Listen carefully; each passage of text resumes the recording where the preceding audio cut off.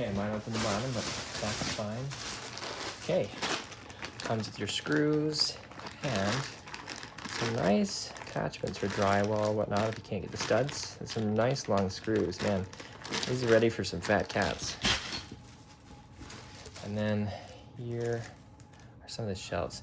Ooh, that's a really soft material. Not much cushion. It's really thin, right to that board. But not bad at all. Looks like hanging shelves. We got all these corner pieces to hang it up with. Yep, just like a hanging shelf. Okay. So with the size of those screws, definitely going to be quite good for heavy cats. Quite a few of these. Ooh, it's a nice piece.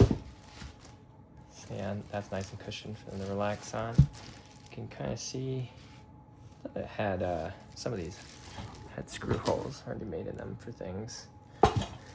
This one doesn't seem to have any where they're covered. Oh, I think I feel it right here. Here's a screw hole. So it should be really easy to put in. Part of the scratching posts. Some more that scratching post. Pretty classic there. Oh, a lot bigger than I thought. I didn't realize there's two pieces. It's probably a good 18 inches, so. There's that scratching board, same material. And that's three pieces here. Another long fabric piece. Oh, here is,